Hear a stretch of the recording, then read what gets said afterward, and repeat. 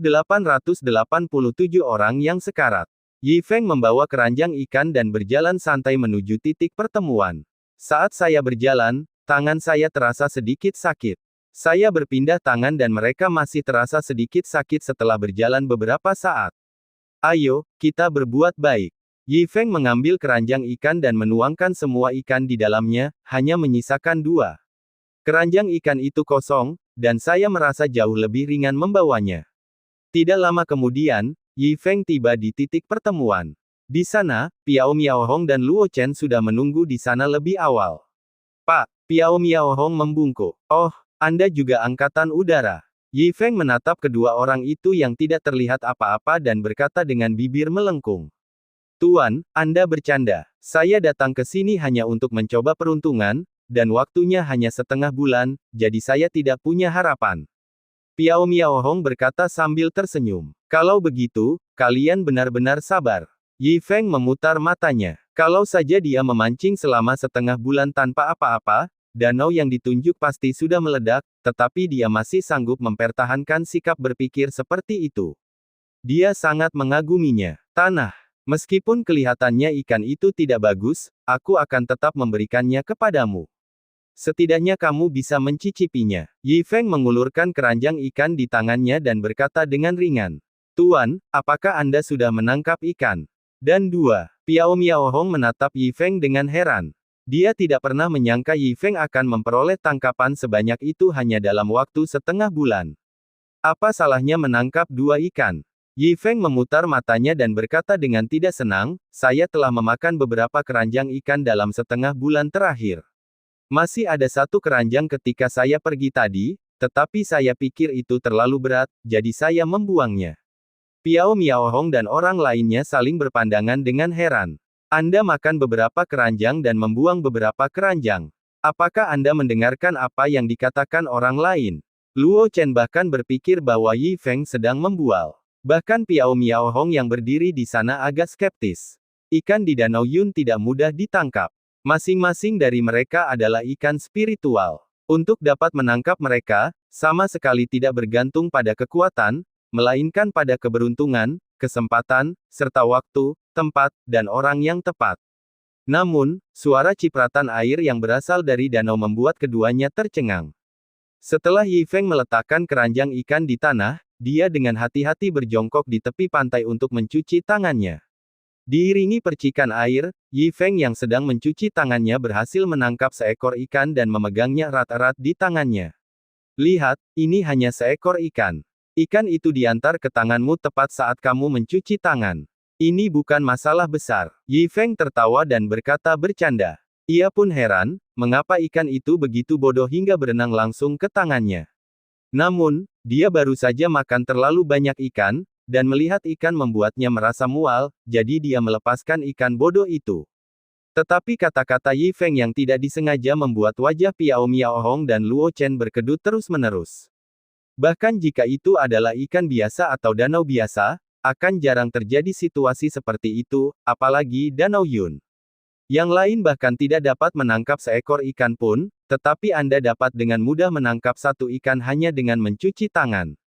Sungguh membuat frustrasi jika membandingkan diri sendiri dengan orang lain. Tetapi itu sudah cukup untuk menunjukkan bahwa Yi Feng tidak hanya kuat, tetapi juga sangat beruntung. Keduanya menarik napas dalam-dalam dan saling memandang. Artinya sama di kedua mata mereka. Mungkin Yi Feng benar-benar memiliki tempat di tahta suci masa depan.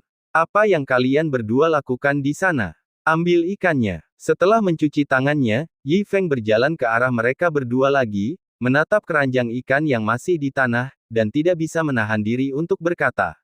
Tuan Yi, tidak ada hadiah tanpa jasa. Bagaimana kami bisa mengambil ikan Anda? Anda harus menyimpannya untuk diri Anda sendiri.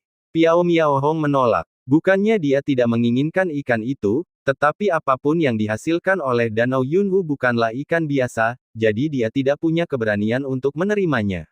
Mengapa saya harus tinggal? Yi Feng memutar matanya dan berkata perlahan, aku baru saja kehilangan 1. Hah? Piao Miaohong berdiri di sana dengan linglung. Baru saat itulah dia menyadari bahwa ikan ini mungkin penting bagi orang lain, tetapi bagi Yi Feng, itu tampaknya bukan sesuatu yang sangat berharga. Baiklah, kalau begitu aku akan menuruti perintahmu. Piao Miao Hong membungkuk sedikit untuk menunjukkan rasa terima kasihnya dan mengambil sendiri keranjang ikan di tanah. Pada saat yang sama, dia tanpa sadar melirik ke keranjang ikan. Pandangan ini, itu membuatnya menggigil. Dia menatap dengan matanya yang indah, wajah cantiknya penuh ketidakpercayaan dan keterkejutan. Nona, ada apa? Di sampingnya, Luo Chen memandang Piao Miao Hong yang kebingungan dan juga menemukan sesuatu yang salah. Dia mengambil keranjang ikan dan melihatnya. Ah! Tiba-tiba terdengar teriakan melengking yang menimbulkan riak-riak pada air danau di sekitarnya. Ikan naga. Itu sebenarnya ikan naga. Suara-suara gembira terus keluar dari mulut Luo Chen dengan gembira, dan kemudian dia teringat sesuatu, dengan cepat menutup mulutnya, melihat sekeliling dengan ekspresi licik, dan memeluk keranjang ikan dengan erat di tangannya. Nona ikan naga, ini ikan naga. Setelah merendahkan suaranya, dia tetap tidak dapat menahan diri untuk mengingatkan Piao Miao Hong dengan gembira. Piao Miao Hong bernapas dengan cepat. Bagaimana mungkin dia tidak tahu kalau ini adalah ikan naga? Bahkan sekarang dia masih merasa sedikit tidak percaya. Sekarang dia memegang 2 ekor ikan naga di tangannya. Oh, inikah ikan naga yang mengagumkan yang kalian bicarakan? Di samping, Yi Feng mendengar raungan Luo Chen dan tidak bisa menahan diri untuk tidak menoleh ke belakang. Wajahnya tampak sangat terkejut. Aku tidak menyangka kalau yang aku tangkap ternyata ikan naga. Apakah saya begitu hebat? Tuan Yi, ini terlalu berharga. Saya tidak bisa menerimanya. Setelah Piao Miao Hong pulih, dia mengambil keranjang ikan dari tangan Luo Chen yang enggan, menyerahkannya kepadanya dan berkata, Tuan Yi, Anda harus mengambilnya kembali. Oh!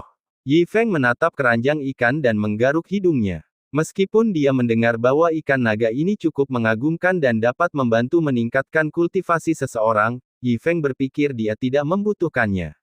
Mereka semua sekarat. Lagi pula, dia tidak ingin meningkatkan kultivasinya sekarang, dan dia bahkan ingin menguranginya.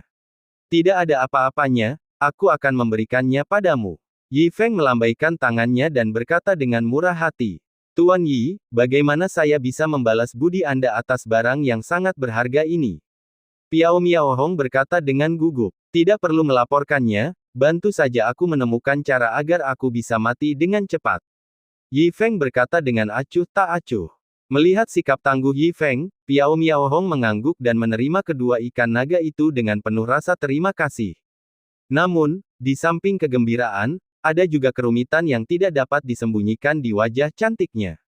Alangkah hebatnya jika aku bisa mendapatkan ikan naga lebih awal, tapi sekarang tidak ada gunanya bagiku.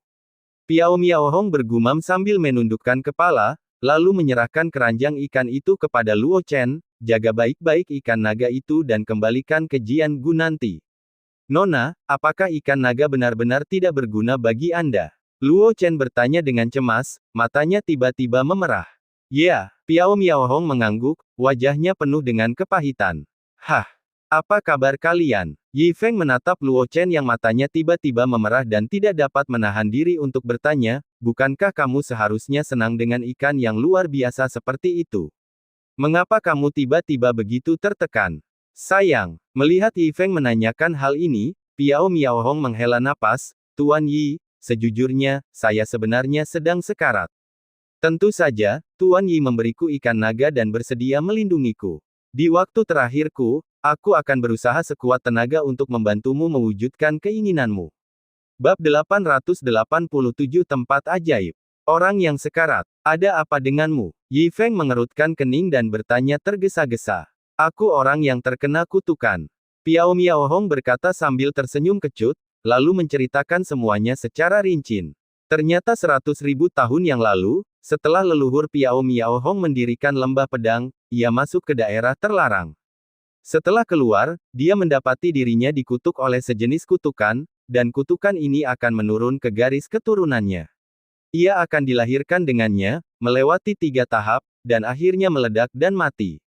Oleh karena itu, lembah pedang keluarga Piao telah bekerja keras untuk mematahkan kutukan ini dari generasi ke generasi. Akhirnya saya menemukan caranya, yaitu menggunakan tanduk ikan naga sebelum mencapai tahap terakhir. Namun tidak mudah untuk menemukan ikan naga, jadi ada kemungkinan 99% bahwa garis keturunan keluarga Piao mati karena kutukan ini. Sekarang giliran Piao Miao Hong yang disiksa oleh kutukan itu lagi, dan dia berjuang keras untuk mematahkannya. Siapa tahu, ikan naga ditemukan, tetapi Piao Miao Hong telah melewati tahap kedua dan mencapai tahap akhir. Dengan kata lain, sekalipun ada ikan naga sekarang, itu tetap tidak akan membantunya. Tak heran jika sekarang setelah ia mendapatkan ikan arwana, penampilannya jadi rumit sekali. Meskipun obat yang dapat menyelamatkan nyawa telah ditemukan, pasien tersebut sudah sakit parah.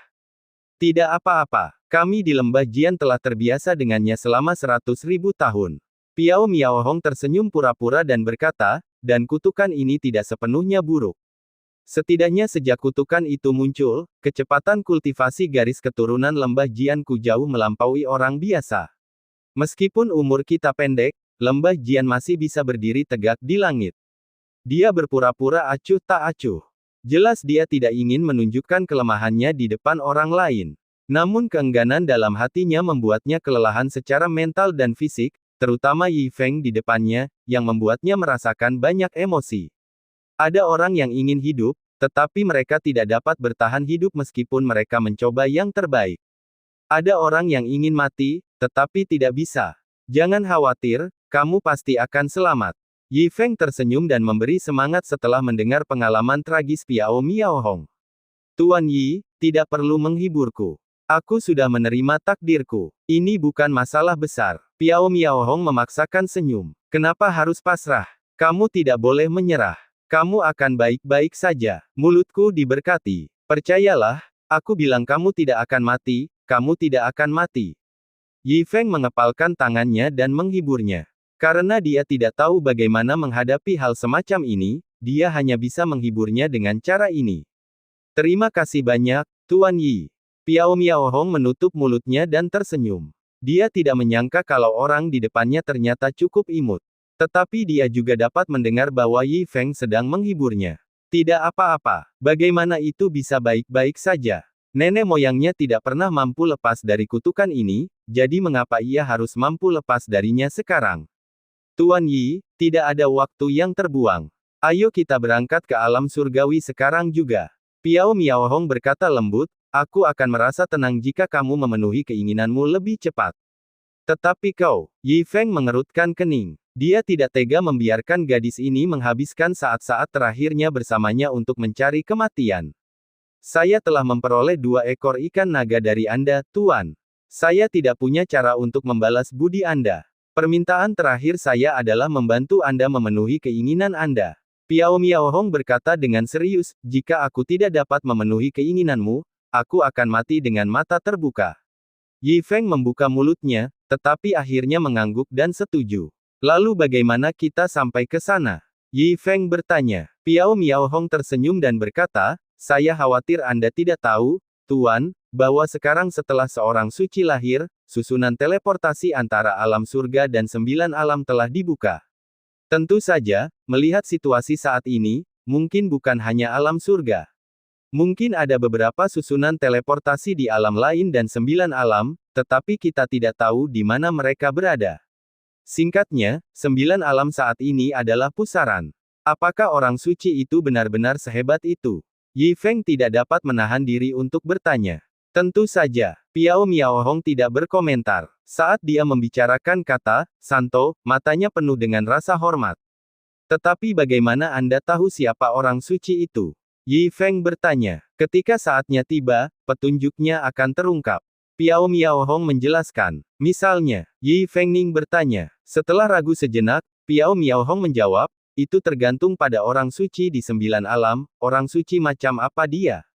Jika dia seorang santo sastra, budaya 9 alam pasti akan berkembang pesat.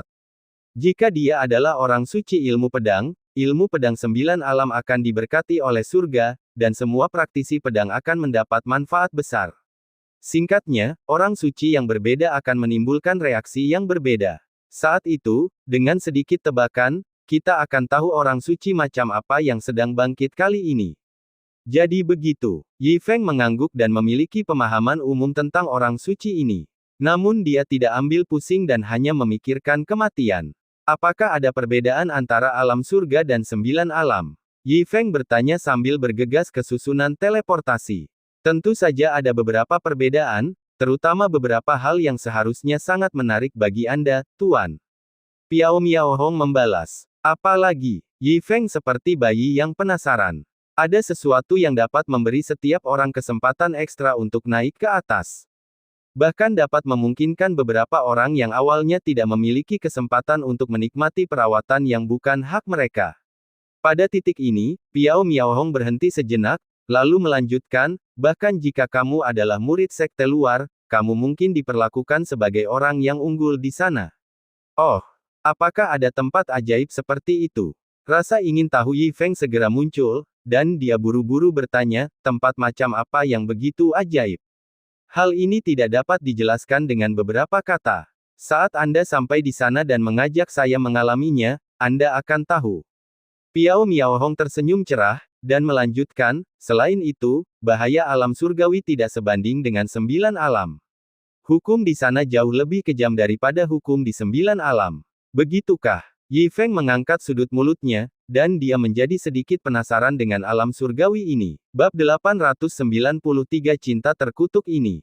Tentu saja, ini hanyalah puncak gunung es dari apa yang sedang ditunjukkan oleh aliansi 9 alam.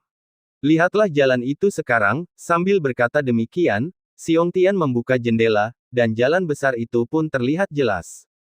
Tuan Zhen berjalan ke jendela dan melihat keluar. Saya mendapati seluruh kota telah berubah menjadi tempat yang romantis, dengan pasangan-pasangan yang berlalu lalang dengan manis.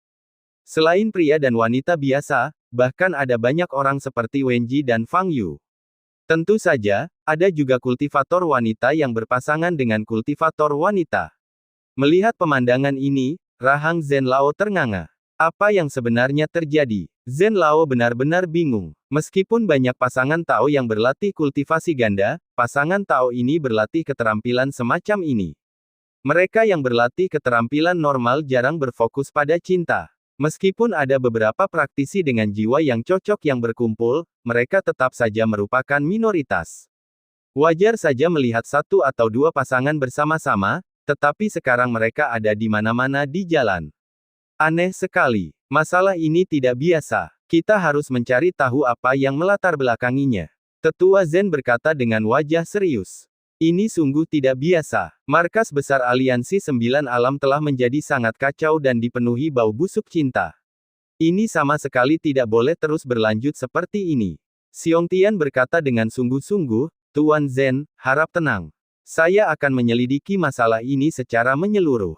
Ya, Master Zhen duduk lagi dan mengangguk tanda menghargai, bagus sekali. Kalau tidak ada yang lain, Anda bisa pergi dulu.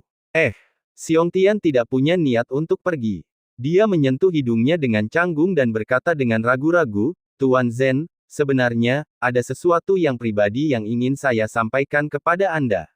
Xiong Tian, kita sudah saling kenal sejak lama, menjaga tembok pembatas bersama-sama, dan memimpin orang-orang di 9 alam menuju kemakmuran bersama-sama. Kita telah melalui hidup dan mati bersama-sama. Meskipun di atas kertas aku memiliki gelar pemimpin dan kau adalah bawahanku, tetapi secara pribadi, aku telah lama menganggapmu sebagai saudara. Jadi, mengapa kamu ragu-ragu saat berbicara dengan saudara-saudaramu? Katakan saja langsung kepadaku jika kamu memiliki sesuatu untuk dikatakan. Guru Zhen mengambil cangkir teh, menyesapnya, dan berkata kepada Xiong Tian sambil tersenyum. Baiklah, jika memang begitu, apa yang harus kukatakan? Xiong Tian bertanya dengan gugup. Kalian boleh bicara sesuka hati, saudara-saudara, kata Penatua Zhen sambil tersenyum. Tuan Zhen, saya datang ke sini untuk mengakui bahwa Qinglan dan saya bersama. Saya harap Tuan Zhen akan mendukung kami. Xiong Tian berkata sambil menundukkan kepala. Apa? Mendengar perkataan Xiong Tian, Zhen Lao yang sedang minum teh langsung tersedak, lalu meludahkan tehnya, membanting cangkir tehnya ke atas meja dengan keras, berdiri, menunjuk Xiong Tian dengan matanya yang sebesar mata lembu dan berteriak, dasar bajingan Xiong Tian, aku sudah menganggapmu sebagai saudara, tapi kau malah menganiaya putriku. Sambil berkata demikian, dia melambaikan tangannya, tongkat jalan kelahirannya muncul entah dari mana, melompat keluar dan mengenai Xiong Tian. Xiong Tian menendangkan kakinya dan nyaris mengenai tongkat itu, namun tongkat itu mendarat di bangunan yang dipenuhi formasi, menciptakan lubang besar. Tuan Zhen, tenanglah, tenanglah. Xiong Tian melambaikan tangannya dan berteriak untuk menghiburnya. Kamu memperkosa putriku dan memintaku untuk tenang. Jika aku tenang, kamu akan lumpuh. Zhen Lao membelalakan matanya, benar-benar mengamuk, lalu mengayunkan tongkatnya ke arah Xiong Tian lagi. Xiong Tian melompat lagi dan menghindar sambil berteriak, cinta sejati, Tuan Zhen, Qinglan dan aku benar-benar saling mencintai. Bah, cinta sejati, dasar bajingan. Tuan Zhen tidak memberi Xiong Tian waktu untuk menjelaskan dan memukulnya dengan tongkatnya satu demi satu. Untuk sesaat, seluruh ruangan menjadi kacau. Setelah waktu yang sangat lama, Tuan Zhen duduk di tangga, terengah-engah. Xiong Tian bersembunyi di sudut, memegang vas besar, dengan keringat di dahinya. Lepaskan vasku. Zhen tua mengangkat tongkatnya dan berteriak. Tidak. Xiong Tian tampak bangga dan berkata, Qinglan dan aku benar-benar saling mencintai, dan tidak adil bagimu untuk menghancurkan kami. Jika kamu bersikeras menghancurkan kami, ayolah, pukul aku sampai mati, dan aku akan menggunakan vas bungamu sebagai bantal.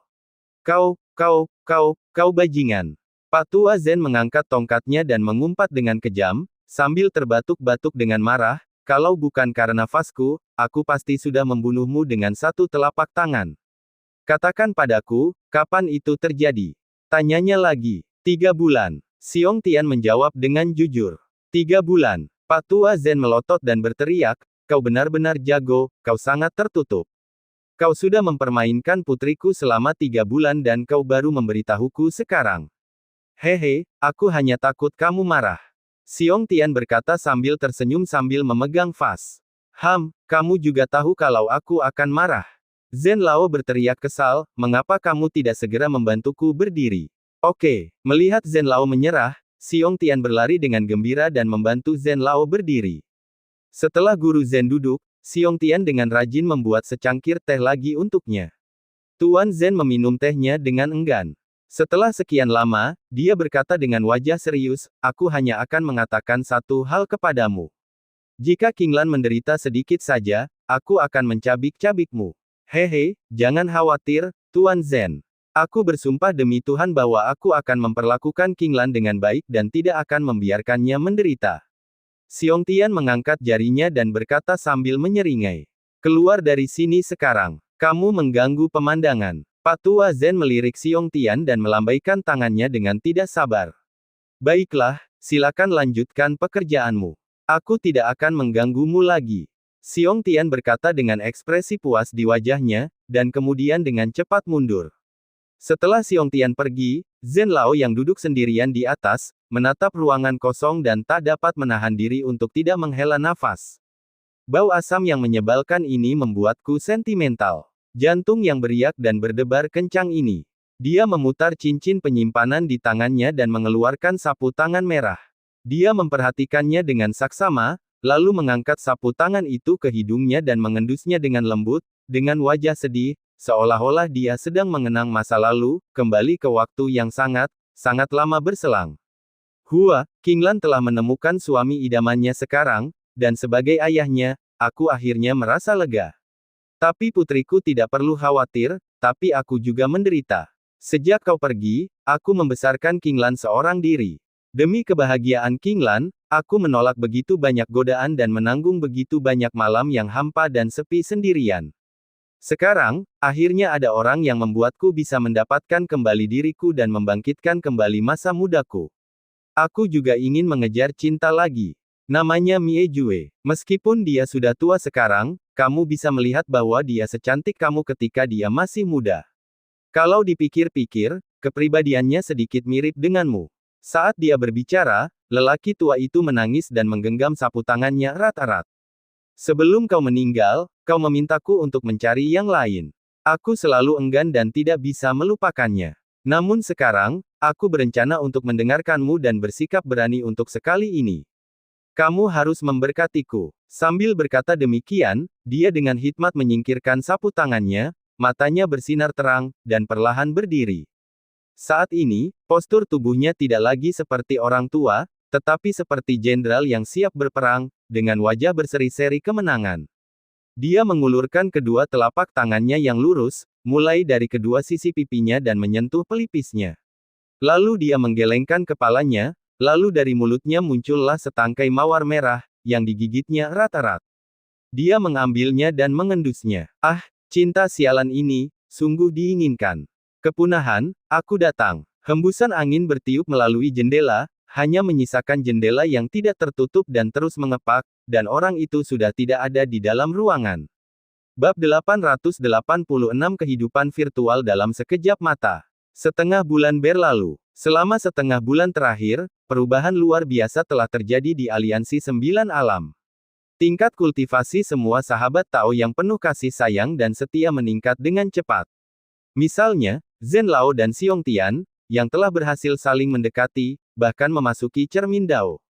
Selain itu, beberapa sekte kultivasi ganda yang awalnya tidak dikenal di Sembilan Alam tiba-tiba menjadi terkenal. Perubahan mendadak ini membuat Zhen Lao dan lainnya terkejut sekaligus senang. Di satu sisi, mereka tenggelam dalam cinta yang masam dan menikmati peningkatan pesat dalam kultivasi mereka, tetapi di sisi lain, mereka merasa tidak nyaman dengan perubahan yang luar biasa ini. Berita di pihak mereka telah menyebar ke kalangan ahli di berbagai bidang. Seluruh wilayah telah menjadi tempat yang penuh dengan romansa, bunga, salju, dan bulan, dan semua pasangan Tao yang berlatih kultivasi ganda telah melihat tingkat kultivasi mereka meningkat pesat. Orang suci macam apa ini?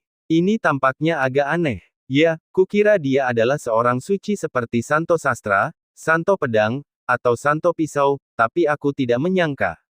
Bagaimanapun juga, perubahan misterius dalam aturan langit dan bumi seperti itu pasti ada hubungannya dengan seorang suci. Benar sekali, mari kita bergegas ke Aliansi Sembilan Alam terlebih dahulu untuk mencari tahu orang suci mana yang telah bangkit, dan kemudian kita akan tahu yang mana pada akhirnya. Sejak berita itu keluar, para master dari seluruh wilayah telah bergegas ke Aliansi Sembilan Alam. Perubahan yang tidak terduga seperti itu telah membuat Danau Yun yang biasanya ramai menjadi kosong. Sebentar, semua master dari Aliansi Sembilan Alam berkumpul bersama. Saat Aliansi Sembilan Alam sedang berlangsung lancar, Yi Feng dan Piao Miao Hong telah tiba di alam surgawi. Sebelum datang ke alam surgawi, Yi Feng mengira tempat itu adalah negeri dongeng dan dia sangat mendambakannya. Tapi aku tidak menyangka setelah datang ke sini, ternyata tempat ini sangat berbahaya dan penuh dengan mara bahaya. Ini bukan benua, tetapi lautan tak berujung. Pulau-pulau tersebar secara acak di lautan. Populasi yang padat sementara wilayahnya jarang menyebabkan setiap pulau menjadi tempat perebutan. Ada perang di beberapa pulau setiap hari, dan kepemilikannya berubah hampir setiap hari. Pulau-pulau kecil diduduki oleh kekuatan kecil, dan pulau-pulau besar diduduki oleh kekuatan besar. Jika Anda ingin bertahan hidup di pulau itu, Anda harus bergabung dengan kekuatan yang dibangun oleh pemilik pulau, atau Anda harus membayar upeti kepada pemilik pulau. Meskipun persaingan memperebutkan pulau begitu ketat, namun keterbatasan wilayah tetap tidak mampu menampung jumlah penduduk yang sangat banyak. Oleh karena itu, ada kapal-kapal besar dan kecil yang berlayar di mana-mana di permukaan laut. Demikian pula, kekuatan kecil memiliki kapal kecil, dan kekuatan besar memiliki kapal besar. Beberapa keluarga bahkan tinggal di perahu. Jika mereka menghadapi bahaya sekecil apapun, seluruh pasukan bisa musnah, tidak ada sehelai rambut pun yang tersisa. Kapal-kapal ini juga terbagi dengan jelas ke dalam beberapa tingkatan. Hal ini biasanya dapat dibedakan berdasarkan benderanya. Bendera kapal dibagi menjadi putih, hijau, biru, ungu, dan merah. Bendera putih bersifat sekunder, dan kapal yang mengibarkan bendera merah seringkali hanya dimiliki oleh pasukan teratas di alam surgawi. Ini adalah pulau teleportasi, pulau publik. Ada susunan teleportasi di pulau itu yang menghubungkan ke berbagai tempat di alam surgawi. Piao Miao Hong memperkenalkan kepada Yi Feng, pulau publik semacam ini diciptakan bersama oleh beberapa kekuatan utama di alam surgawi. Dilarang mengambil tindakan di sini. Jika Anda mengambil tindakan, Anda akan diserang oleh kekuatan besar ini dan pada dasarnya Anda akan mati. Tentu saja, jangan pernah berpikir untuk mengambil tindakan. Melihat Yi Feng hendak bergerak, Piao Miao Hong mengingatkannya, meskipun kamu memang akan dikepung, orang-orang yang menjaga di sini tidak akan bisa menghancurkan pertahananmu.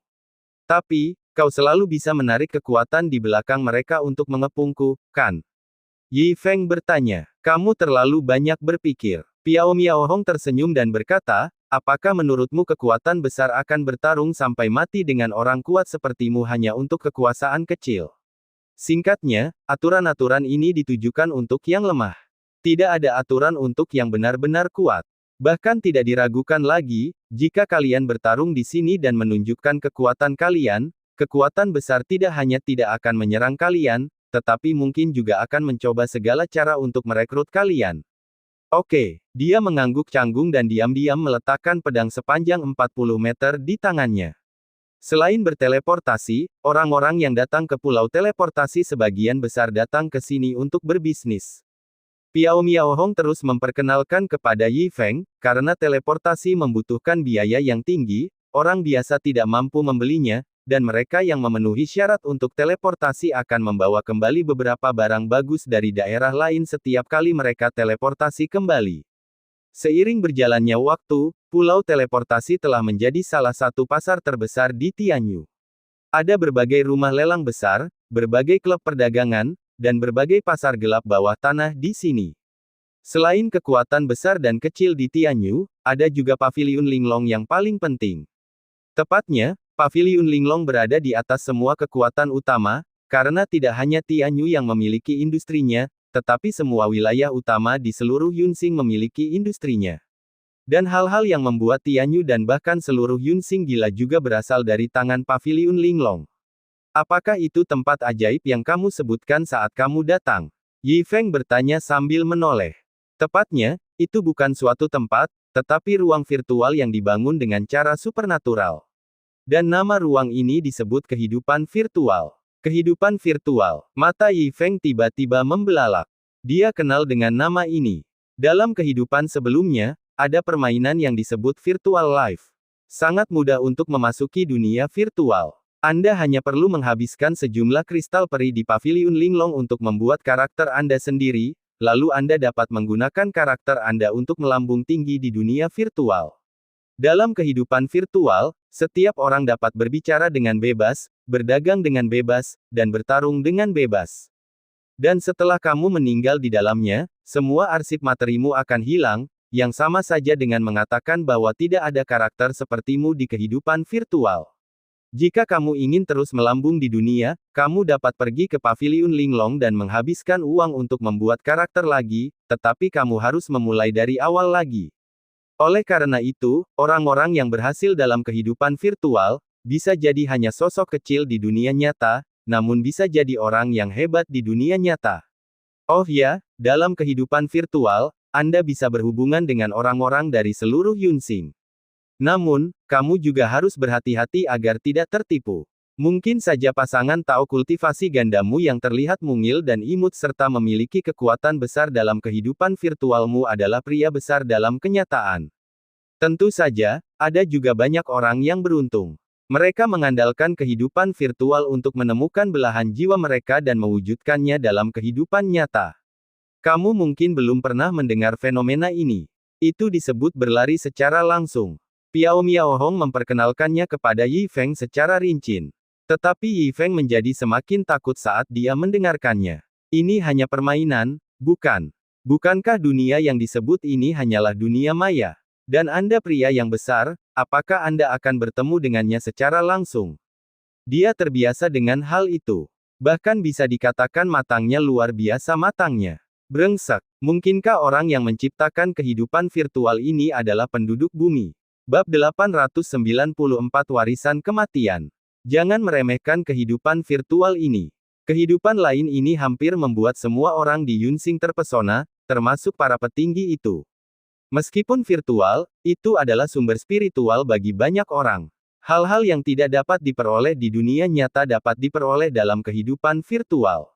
Mungkin saja, orang-orang suci yang hebat di dunia nyata itu adalah penjahat besar yang melakukan segala macam kejahatan di dunia maya. Orang yang terus berteriak di dunia maya, belum tentu bukan siapa-siapa di dunia nyata. Namun, kekuatan karakter dalam kehidupan virtual masih sangat penting di berbagai daerah. Jika karakter Anda di dunia maya sangat kuat, bahkan jika Anda sangat lemah di dunia nyata, Anda mungkin akan disegani oleh banyak orang, bahkan mungkin akan diberi cabang zaitun oleh beberapa kekuatan besar dan diundang untuk bergabung, karena kekuatan di dunia nyata pun akan terbentuk sesuai dengan itu di dunia maya. Bahkan, beberapa kekuatan di dunia nyata, saat merekrut murid, tidak hanya akan menilai kekuatan dan bakat Anda sendiri, tetapi juga kekuatan karakter Anda dalam kehidupan virtual. Hal lainnya adalah bahwa kekayaan dan materi dalam kehidupan virtual Anda dapat ditukar dengan barang nyata sesuai proporsinya. Tak perlu dikatakan lagi, aku mengerti. Yi Feng mengangkat tangannya dan menyela perkataan Piao Miaohong. Bagaimana? Apakah menurutmu ini sangat menarik dan mengejutkan? Piao Miaohong bertanya sambil tersenyum. Baiklah, apakah kamu percaya ketika aku bilang aku tidak terkejut sama sekali? Yi Feng mengangkat kepalanya dan berkata, terkejut. Dia tidak terkejut sama sekali. Itu hanya permainan, tetapi pentingnya permainan ini di sini lebih jelas daripada di kehidupan sebelumnya. Dia sekarang semakin curiga bahwa kehidupan virtual itu diciptakan oleh seorang penjelajah waktu dari bumi. Ini mungkin masih merupakan template protagonis. Namun, dia tidak tertarik sama sekali dan hanya ingin mati. Nona Piao, tolong bantu saya dengan beberapa saran tentang cara mati. Kata Yi Feng sambil mencubit hidungnya. Yah, sepertinya Tuan memang tidak tertarik dengan kehidupan virtual. Piao Miaohong tersenyum pahit. Dia masih berencana untuk terus berbagi dengan Yi Feng hal-hal tentang kehidupan virtual yang tidak diketahui Yi Feng. Tapi jangan khawatir, Tuan. Saya sudah mulai merencanakan urusan Anda dalam perjalanan. Oh, ceritakan padaku segera. Yi Feng bertanya penuh harap. Maaf telah mempermalukan Anda, Tuan. Karena Anda terlalu berkuasa, saya baru menjalankan satu rencana sejauh ini. Agar tidak membuang-buang waktu Anda yang berharga, saya perlu mengevaluasi dengan saksama apakah ada ancaman nyata terhadap Anda sebelum mengambil keputusan, kata Piao Miaohong. Sambil berbicara, dia mengeluarkan selembar batu giok dan menyerahkannya kepada Yi Feng. Ini rencana pertama. Tuan, Anda dapat mencobanya terlebih dahulu. Jika berhasil, itu akan bagus. Jika tidak, saya telah membuat rencana tindak lanjut untuk Anda saat Anda kembali. Kamu sangat perhatian. Yi Feng tersentuh dan merasa bersyukur atas keseriusan Piao Miaohong. Dia mengeluarkan slip giok dan membaca informasi di dalamnya. Warisan, gumam Yi Feng. Ya, itu adalah warisan kematian. Pulau Feng Yue milik Sekte Feng Yue, dan ada warisan di Sekte Feng Yue. Legenda mengatakan bahwa warisan itu ditinggalkan oleh seorang suci. Piao Miaohong diperkenalkan di samping. Sangat disayangkan bahwa selama puluhan ribu tahun terakhir, banyak sekali murid Sekte Feng Yue yang mencoba menerima warisan tersebut, tetapi bukan saja tidak ada yang berhasil, tetapi banyak juga jenius yang hancur. Seiring berjalannya waktu, Sekte Feng Yue, yang tahu bahwa mereka tidak memiliki keberuntungan seperti itu, dengan mudah membuka warisan tersebut. Selama syarat-syarat tertentu terpenuhi, mereka dapat menerima warisan tersebut. Setelah berhasil, Sekte Feng Yue tidak akan mengambil sepeser pun. Yang diperlukan hanyalah pewaris untuk menjadi tamu Sekte Feng Yue dan membantu Sekte Feng Yue pada saat-saat kritis. Godaan besar ini menyebabkan kekacauan di masa lalu. Bagaimanapun, itu adalah sesuatu yang ditinggalkan oleh seorang suci, yang menyebabkan banyak orang mencoba menerima warisan itu, termasuk beberapa master super dari sekte besar. Namun tanpa kecuali, tidak seorang pun dari mereka yang menerima warisan itu berhasil, dan semuanya meninggal secara tragis. Oleh karena itu, warisan ini dinamakan warisan kematian. Semakin banyak orang yang meninggal, semakin terkenal warisan kematian tersebut, dan semakin sedikit orang yang berani menerima warisan tersebut di kemudian hari. Terakhir kali seseorang mencoba menerima warisan tampaknya terjadi 100 tahun yang lalu. Jadi, Tuan, masih ada peluang keberhasilan ketika Anda pergi ke sini. Yi Feng menjadi bersemangat setelah mendengar perkenalan Piao Miaohong. Tempat ini berbahaya. Terlebih lagi, bahaya ini tidak hanya disadari oleh pemula Piao Miaohong, tetapi semua orang berpikir demikian. Peluang kematiannya sangat tinggi. Dia merasa keabadian melambai padanya lagi. Bab 895 Konfirmasi Penjelajah Waktu. Oke, aku berencana pergi ke Pulau Feng Yue ini. Yi Feng membuat keputusan secara langsung. Nah, ini peta laut. Piao Miaohong menyerahkan peta laut yang telah disiapkan sejak lama ke tangan Yi Feng dan menjelaskan dengan lembut, jika kamu ingin pergi ke Pulau Feng Yue, satu-satunya cara adalah dengan naik perahu. Penerbangan jarak jauh tidak mungkin dilakukan di Tianyu. Lautnya berkabut. Bahkan seorang master yang sangat kuat pun bisa tersesat dalam penerbangan jarak jauh dan tidak dapat menemukan tujuan yang ingin ditujunya. Jadi untuk memudahkan transportasi, Tianyu menyediakan bus ke berbagai tempat. Bus-bus ini memiliki 10 rute, yang disebut jalur 1 hingga jalur 10. Piao Miaohong menjelaskan. Mendengar ini, mata Yi Feng melonjak lagi. Perahu umum, dan baris sialan 1-10. Mengapa ini terdengar begitu familiar? Apakah bus ini merupakan hasil karya Paviliun Linglong? Yi Feng bertanya. Tuan Yi dapat melihatnya sekilas.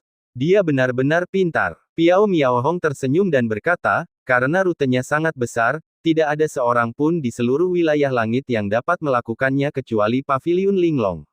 Benar saja, ini Paviliun Linglong lagi. Yi Feng cemberut. Bos di balik Paviliun Linglong jelas seorang penjelajah waktu. Kalau bukan karena penjelajah waktu, siapa yang bisa memikirkan kapal bis ini? Teruskan, kata Yi Feng. Ya, Piao Miaohong mengangguk, dan melanjutkan, kapal-kapal bus di setiap rute akan berhenti di pelabuhan yang lebih besar, jadi relatif nyaman bagi para praktisi yang bepergian. Selain itu, kapal-kapal bus mengibarkan bendera warna-warni yang unik, dan tidak seorang pun, termasuk beberapa bajak laut yang mencari nafkah dengan merampok di laut, akan memiliki pikiran yang tidak pantas tentang mereka. Lagi pula, tidak ada seorang pun yang berani menyentuh barang-barang di Paviliun Linglong. Namun, di antara rute-rute yang berbeda, beberapa rute lebih terpencil, sehingga rute-rute yang sibuk akan memiliki siklus sekali sehari, tetapi rute-rute yang sedikit lebih terpencil mungkin hanya memiliki siklus sekali setiap setengah bulan. Dan Tuan, Anda perlu mengambil jalur 8 untuk pergi ke Pulau Feng Yue kali ini, yang dianggap sebagai rute yang relatif terpencil. Piao Miaohong mengatakan semuanya. Tapi untungnya, jalur bus 8 akan melewati pulau teleportasi besok pagi, jadi tidak perlu menunda Anda sama sekali. Wah, Nona Piao sungguh perhatian sekali. Yi Feng berkata dengan penuh rasa terima kasih. Tuan, Anda bercanda. Tuan, Anda memberi saya 2 ikan naga. Itu adalah anugerah. Honger tidak punya cara untuk membalas Anda. Jika saya tidak bisa melakukan hal sekecil itu dengan baik, bagaimana saya bisa membalas kebaikan Anda? Piao Miaohong berkata dengan lembut, tetapi aku harap kamu bisa bersabar denganku. Aku tidak akan pergi bersamamu. Bagaimanapun juga, dalam beberapa hari terakhir, aku masih memiliki beberapa masalah pribadi yang harus diselesaikan, dan aku perlu mengirim 2 ikan naga itu kembali ke lembah Jian. Jadi di sini, Honger mendoakanmu agar kembali dengan kemenangan, ini untuk memenuhi keinginanmu. Jika kebetulan, jika kau benar-benar kembali dengan kemenangan, aku telah meninggalkan alamat Rincin lembah Jian di slip giok itu. Kau dapat naik bus untuk menemuiku langsung di lembah Jian. Piao Miaohong menjelaskan, saya akan mengatur rencana tindak lanjut untuk Anda. Terima kasih banyak, Nona Hong. Yi Feng menangkupkan kedua tangannya. Hari berikutnya, Yi Feng, yang sedang menunggu di pelabuhan pulau teleportasi, menaiki bus jalur 8 ke Pulau Feng Yue. Anda tidak akan tahu apa itu bus boat sampai Anda melihatnya. Yi Feng benar-benar terkejut saat melihatnya. Ini adalah kapal yang sangat besar, bahkan lebih besar dari Titanic di film-film sebelumnya.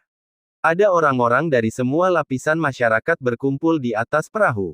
Ada orang yang hidupnya serba kekurangan, dan ada yang berasal dari keluarga baik-baik. Situasinya sungguh kacau. Setelah beberapa saat, perahu bus berlayar keluar dan menuju ke lautan tak berbatas. Permukaan lautnya luas tak berujung dan amat spektakuler. Kapal bus jauh lebih cepat dari yang dibayangkan, dan kecepatan terbang praktisi biasa mungkin berada di luar jangkauan mereka. Setelah menonton beberapa saat, Yi Feng kehilangan minat dan mulai berkeliling di dalam perahu. Bus itu dibagi menjadi 4 lantai. Lantai pertama sebenarnya adalah jalan besar dengan banyak toko di kedua sisi jalan, yang menjual semua jenis obat-obatan dan bahan-bahan, dan bahkan lelang. Kedua sisi jalan dipenuhi oleh praktisi yang mendirikan kios dan melakukan bisnis. Lantai kedua adalah tempat hiburan untuk seluruh kapal bas, yang sangat mirip dengan feri di kehidupan sebelumnya. Lapisan ketiga adalah serangkaian gua yang dibuka oleh Paviliun Linglong. Pada kehidupan sebelumnya, mereka mirip dengan kamar pribadi. Formasi dibangun di dalam gua, dan berlatih di dalamnya dapat memperoleh hasil 2 kali lipat dengan setengah usaha. Akan tetapi, jika seseorang ingin tinggal di gua, ia harus membayar banyak uang.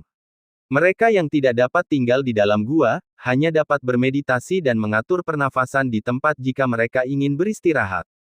Sedangkan untuk lantai keempat, itu adalah tempat yang paling aman di seluruh kapal bas. Konon katanya itu adalah tempat pribadi pemilik kapal dan tidak diperbolehkan orang luar masuk. Setelah memiliki pemahaman umum tentang struktur bas, Yi Feng langsung menuju lantai 2. Lagi pula, dia tidak kekurangan barang-barang di lantai pertama, dan dia bahkan kurang membutuhkan gua di lantai 3 yang dapat mempercepat kultivasinya.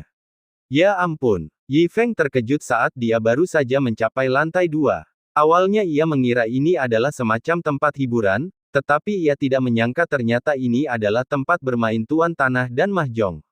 Oh sial, jika seseorang mengatakan bahwa bos di balik Paviliun Linglong bukanlah seorang penjelajah waktu, Yi Feng tidak akan mempercayainya. Namun, berbicara soal bermain landlord, saya teringat malam di Menara Yihong di kota Pingjiang. Begadang semalaman bersama Mao Yuner dan Yao Linger merupakan malam yang paling menyenangkan bagi Yi Feng. Kalau dipikir-pikir lagi, saya masih sedikit merindukannya. Meskipun dia merindukannya, orang-orang tua di kota Pingjiang semuanya diajari cara bermain tuan tanah olehnya, jadi Yi Feng dapat sering memainkannya. Mengenai mahjong, Yi Feng belum menyentuhnya sejak dia melakukan perjalanan waktu. Sekarang setelah dia melihatnya, dia benar-benar merasa gatal untuk memainkannya. Namun, Yi Feng tidak terburu-buru naik ke panggung, melainkan berkeliling aula dan memperhatikan orang lain terlebih dahulu. Yang tidak diduga Yi Feng adalah ada banyak sekali jenis mahjong di sini, termasuk Sichuan Mahjong Blood Battle dan Fujian Mahjong dari kehidupan sebelumnya, juga Hongzong dan Zaniao dari daerah lain. Namun kelompok praktisi ini tampaknya tidak terlalu fleksibel saat bermain mahjong. Baru saja seorang pria besar dengan bulu dada meletakkan palang di tempat yang seharusnya tidak dia letakkan. Gadis lain yang tampaknya berasal dari keluarga baik-baik muncul dengan kemenangan besar. Setelah mendapatkan gambaran kasar tentang level kelompok orang ini, Yi Feng secara acak menemukan meja dan duduk. Duduk di meja yang sama dengannya adalah 2 gadis dan seorang pria parubaya. Ketika Yi Feng menyentuh mahjong, ia menemukan bahwa mahjong itu terbuat dari bahan khusus, dan mustahil bagi seorang praktisi untuk berbuat curang dengan mengandalkan kultivasinya. Di antara karakteristik kultivator Yi Feng, selain kemampuan terbang, sejauh ini tidak ada efek khusus, jadi secara alami ia hanya bisa melawan mereka berdasarkan level aslinya. Mungkin karena sudah lama tidak bermain, keberuntungan Yi Feng sangat bagus. Yang pertama hanya mendengarkan musik. Kartu pertama setelah mendengar tangan diambil dan tangan tersebut menang. Di tengah umpatan kedua gadis dan pria parubaya itu, Yi Feng langsung memanen kristal peri yang tak terhitung jumlahnya. Dalam duel berikutnya, berkat keberuntungan dan keterampilan Yi Feng, 8 dari 10 kemenangan diraih Yi Feng. Tak lama kemudian, ketiga pria itu tampak malu atas kekalahan mereka dan pergi setelah membuang kartu mereka. Ini hanya bermain kartu, kenapa harus picik? Yi Feng dengan senang hati menyimpan kristal peri, berpindah ke meja lain, dan mulai membunuh lagi. Oh tidak, maaf, saya kalah lagi. Yi Feng berkata sambil tersenyum. Setengah duduk malas di kursi. Dalam situasi ini, saya hampir menyalakan rokok. Setengah hari kemudian, Yi Feng berpindah dari medan berganda rendah ke medan berganda tinggi, dan dia mampu membunuh semua medan, memenangkan kristal peri dalam jumlah yang tidak diketahui. Jika aku tahu seperti ini, aku tidak akan makan makanan kasar di kota Pingjiang. Aku bahkan tidak bisa buang air besar setelah makan begitu banyak. Yi Feng menyesalkan bahwa menghasilkan uang terlalu mudah. Tetapi dia tidak tahu bahwa semua yang dia lakukan di lantai 2 dilihat oleh semua orang. Kamu awasi di sini. Aku akan ke lantai 4. Salah satu pria yang tampak seperti kepala pelayan memberi perintah kepada bawahannya dan langsung menuju lantai 4.